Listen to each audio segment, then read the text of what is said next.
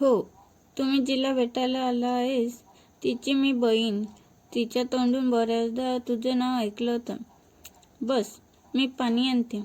एवढं बोलून ती आत निघून गेली. त्याला ती बहीण थोडी शिस्त वाटली. एकदम कडक इस्त्री केल्यासारखा चेहरा होता तिचा. बोलताना चेहऱ्यावरची माशी देखील हलत नव्हती. या उलट ती किती छान आणि लागवी बोलते. त्याचं मन उगाच त्या दोघींची तुलना करत होतं. तो सोफ्यावर बसला. आयुष्यात पहिल्यांदाच तो तिच्या घरी आला होता. घर त्याच्या इतकं मोठं नाही, पण फार कलात्मक सजवलेलं होतं. तिच्या व्यक्तिमत्वाची झाक त्या घरात जाणवत होती. याच्या पुढे आपलं मोठं पण ओंगळवाणं घर त्याला फिक्कं वाटत होतं. तो इथे तिथे पाहत होता. एका बाजूला बुकशेल्फ, दुसऱ्या बाजूला एक मस्त टीव्ही युनिट. खिडकीवर टांगलेली विंग मिलची किणकिण त्या शांततेत सुंदर नाद करत होती. त्याच्या समोरची एक अख्खी भिंत तर तिच्या फोटोंनी भरलेली होती. तो उठून त्या भिंतीजवळ गेला. न राहून तिच्या फोटोमधल्या गोबऱ्या गालावरून त्याने आपला हात फिरवला. पण लगेच भानावर येत आपण तिच्या घरात आहोत हे त्याला जाणवलं आणि तो तिच्या फोटोपासून एक पाऊल दूर उभा राहिला. तिचे फोटोतले वेगवेगळे मूड्स त्याला खुणावत होते. पण आता आपल्याला इतक्या दिवसाने अचानक असं डायरेक्ट घरी आलेलं पाहून तिचा मूड कसा होईल याचा अंदाज नव्हता त्याला. तेवढ्यात त्याला फोटोतल्या चेहऱ्यावर एक प्रतिबिंब दिसलं. तो मागे वळला तर पाठीमागे तिची ती बहीण उभी होती. तिच्या हातात पाण्याचा ट्रे होता. ती आलेली पाहून तो पुन्हा सोफ्यावर जाऊन बसला. तिने दिलेले पाणी घेत तिला म्हणाला, ती कुठे आहे? त्याने तिला विचारलं. खरं तर तिला भेटण्यासाठी तो आतुर झाला होता. का आलास? तिने शिष्टपणे त्याला विचारलं. मला भेटायचं तिला. तो म्हणाला, का? तिच्या बहिणीच्या अशा चौकशीला तो वैतागला. पण चेहऱ्यावर तसं न दाखवता तो शांतपणे तिला म्हणाला, प्लीज तिला बोलवा. मला तिच्याशी फार महत्त्वाचं बोलायचं आहे. काय बोलायचंय? आता तो खरंच इरिटेट झाला होता. हे बघा, मला तिच्याशी बोलायचं. मी तुमच्याशी नाही बोलू शकत. प्लीज तुम्ही तिला बोलवा. फक्त एकदाच बोलवा. किंवा कुठे ती तेवढंच मला सांगा. मी जाऊन भेटतो तिला.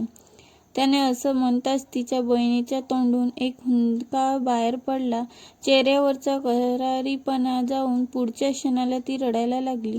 त्याला नवल वाटलं. तो गडबडला आणि ही अशी का रडायला लागली त्याला कळेनाच ना.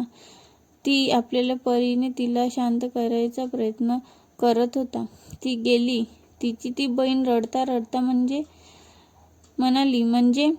त्याने गोंधळून विचारलं. म्हणजे ती नाही आहे आता आपल्यात. तेव्हा घरी गेली ती.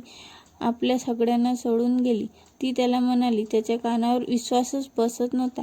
त्याच्या पायाखालची जमीनच सरकली होती. तो पुन्हा तिच्या बहिणीला विचारू लागला, अरे पण कधी आणि कसं? त्याचा आवाज कातर झाला होता.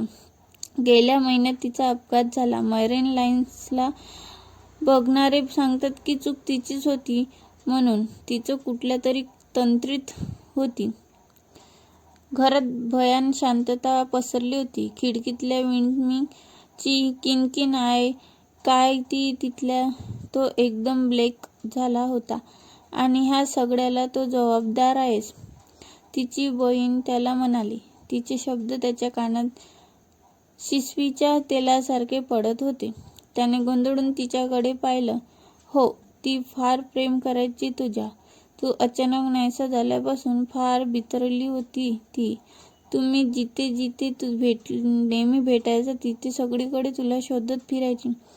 त्या दिवशी देखील ती मरीन लाईन्सला फिरत होती. तुझ्यासारखाच कोणीतरी दिसला असणार. तुझं नाव पुकारत ती एका माणसाच्या मागे धावत निघाली आणि तो अपघात घडला होता. तिच्या बहिणीचा आवाज आता कातर झाला होता. तिच्या बहिणीच्या डोळ्यातून अश्रू वाहत होते. त्याला हे सगळं ऐकून फार धक्का बसला होता. त्याला फार पश्चाताप होत होता. तिच्या बहिणीच्या बोलण्यात तथ्य होतं. तो चुकलाच होता. आपण तिला असं सोडून जायला नको होतं. निदान तिला एकदा भेटायला तरी हवं होतं. खरं तर आपण तिला भेटायलाच नको हवं होतं. तिचा नवरा कुठे आहे? त्याने कसेबसे शब्द जुळवून तिला विचारलं. तिचा नवरा? तिचं तर लग्नच झालं नव्हतं. तिच्या बहिणीच्या ह्या उत्तराने तर तो मुळापासून हादरला. पण हे कसं शक्य आहे? त्याने आश्चर्याने तिला विचारलं. त्याच्यासाठी हे अगदीच अनपेक्षित होतं. ती सांगायची मला तिच्या नवऱ्याबद्दल, त्याच्या मॅरेज लाईफबद्दल, त्याच्याकडून असलेल्या अपेक्षाबद्दल. हे सगळं कसं खोटं असू शकेल? त्याला आता बोलणं जड झालं होतं. नाही, ती खोटं नाही बोलली तुझ्याशी. त्या सगळ्या तिच्या तुझ्याबद्दलच्या अपेक्षा होत्या. पण तू त्या कधी समजूनच घेतल्या नाही. कॉलेजला असतानाही तिला असाच अर्धवट सोडून गेलास. वेडी झाली होती ती तुझ्यासाठी. तिने कधीच तुझ्याशिवाय दुसऱ्याला कोणाचा विचार केला नाही. आम्ही तिला लग्नाबद्दल विचारायचो तर ती म्हणायची तिचं लग्न झाले तुझ्याशी आणि आता ती तर कोणाचीही विचार नाही करू शकत. तुझ्याशिवाय समजवण्याच्या पलीकडे गेली होती ती. तिला समजावताना आई बाबा थकले. ते गेल्यावर ती इथे एकटीच राहायची. तिकडे मीही एकदा तिला इंदोरला तिला माझ्या घरी बोलावून समजावलं होतं. पण नाही, तुझ्याशिवाय तिला दुसरा कुठलाच पर्याय नको होता. ती तुझ्या नावानेच मंगळसूत्र बांधायची. तुझ्यासाठी एका विवाहाचे करावे ते सगळे संस्कार करायची.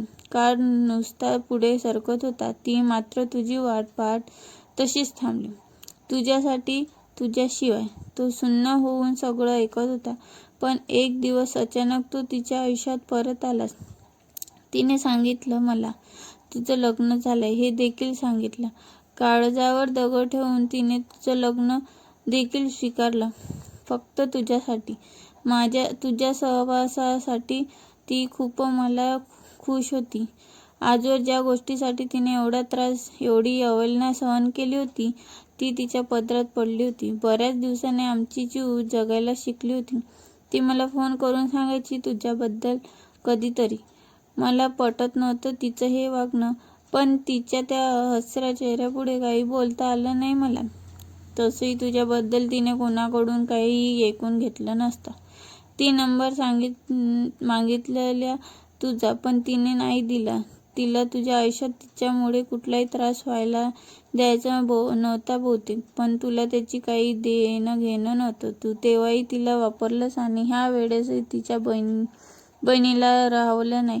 ती उठून आत निघून गेली. तो एकटक समोरच्या भिंतीच्या तिच्या फोटोकडे पाहत होता. नकळत त्याने तिच्या फोटोला हात जोडले. तो मनातल्या मनात तिची माफी मागू लागला. मला तर खरंच माफ कर गं. मला पटत नव्हतं तिचं हे वागणं. पण तिच्या त्या हसऱ्या चेहऱ्यापुढे काही बोलता आलं नाही मला. तसंही तुझ्याबद्दल तिने कोणाकडून काही ऐकून घेतलं नसतं. मी नंबर मागितलेला तुझा, पण तिने नाही दिला.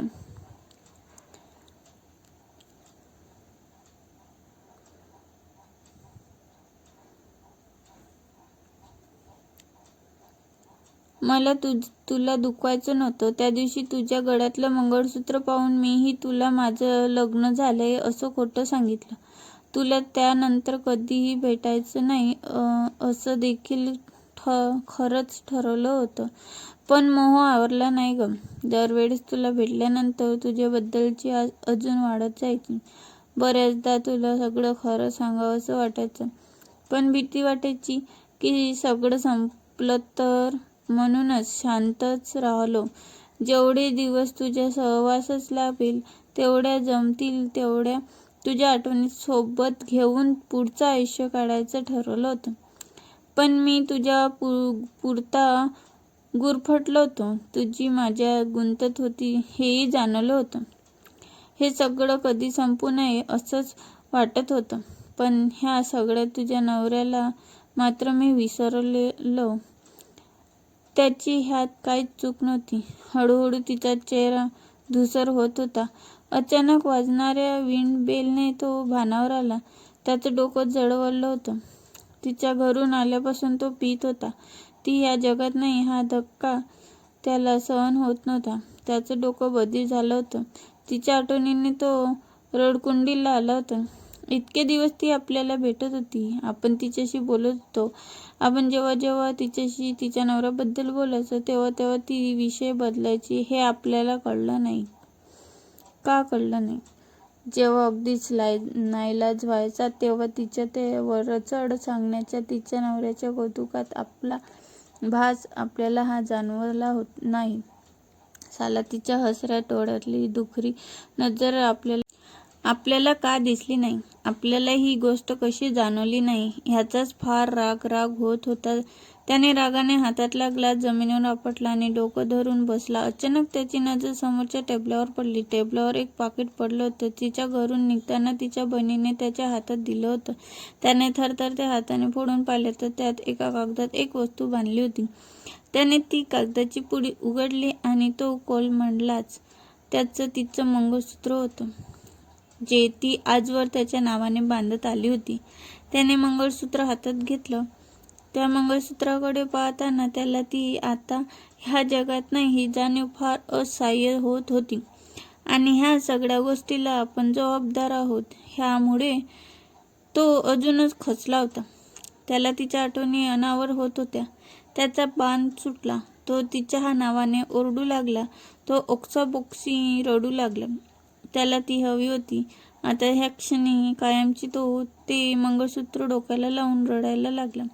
अचानक त्याला त्याच्या ओपन टेरेसवर हालचाल जाणवली. तो धडपडत उठला.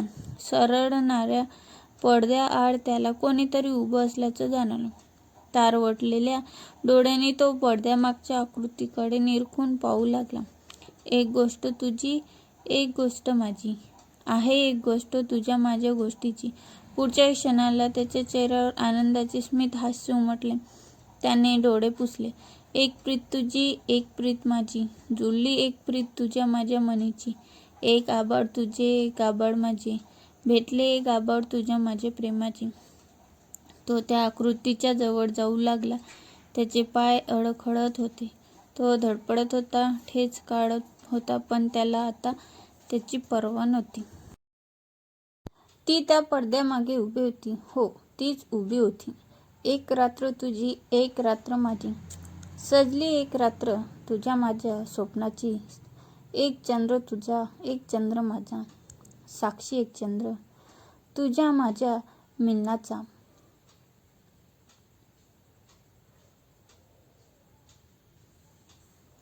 एक साथ तुझी, एक साथ माझी, सुटली एक साथ तुझ्या माझ्या सोबतीची. तो दुखऱ्या पायाने तिच्या जवळ जात होता. हाती आलेली संधी त्याला आता दडवायची नव्हती. आता काही करून त्याला तिला आपल्यापासून दूर जाऊ द्यायचं नव्हतं. पण तो जसा जवळ जात होता तशी ती त्याच्यापासून दूर जात होती.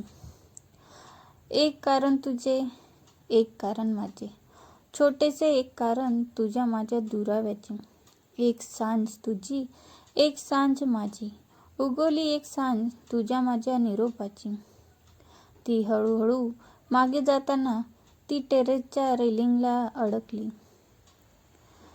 ह्यापेक्षा ती त्याच्यापासून दूर जाऊ शकत नव्हती. समुद्रावरून येणाऱ्या वाऱ्याने तिचे केस उडत होते. ती आपल्या हातांनी त्या उधळणाऱ्या बटा सावरत होती. चेहऱ्यावरील मिश्कील हास्य आणि त्या अनुषंगाने तिच्या गालावर पडणारी खडी त्याला खुणावत होती. तो तिच्या नजरेला नजर देत तिच्या अगदी जवळ आला. एक पाऊल तुझा, एक पाऊल माझा, उरला एक पाऊल तुझ्या माझ्या आठवणीचा. एक गोष्ट तुझी, एक गोष्ट माझी, अधुरी एक कहाणी तुझ्या माझ्या गोष्टीची. तिने त्याच्या डोळ्यात पाहत आपल्या कवितेच्या शेवटच्या ओळी म्हटल्या. तिने हळूवार डोळे मिटून घेतले. तिचा तो निरागस लागवी चेहरा पाहताना त्याला आवरलं नाही. त्याचा स्वतःवरचा ताबा सुटला. त्याने आवेगाने तिला मिठीत घेतले. त्याच्या अशा धसमुसळपणाने ती दोघेही धडपडली. पण त्याने तिला आपल्या गच्च मिठीत सांभाळून घेतलं. तिचा विरोध मावळला होता. ती त्याला अगदी पिसासारखी वाटत होती. तिला मिठीत घेऊन त्याला अगदी हलकं हलकं वाटत होतं. तो तिच्यासोबत आता वेगळ्या दुनियेत जात होता.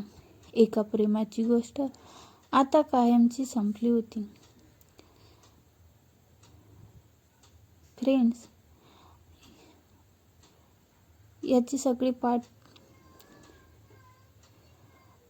आपल्या या चॅनलवर आले आहे, तरी बघून घ्या. ही लास्ट स्टोरी होती. स्टोरी कशी वाटली तुम्हाला? आवडली असेल तर व्हिडिओला लाईक करा आणि दिव्या स्टोरी या चॅनलला सबस्क्राईब करा आणि बेल आयकॉनवर क्लिक करून ऑलवर सेट करा, म्हणजे पुढचे व्हिडिओ तुम्हाला लगेच भेटेल. धन्यवाद. आणि सबस्क्राईब केल्याशिवाय जाऊ नका. धन्यवाद.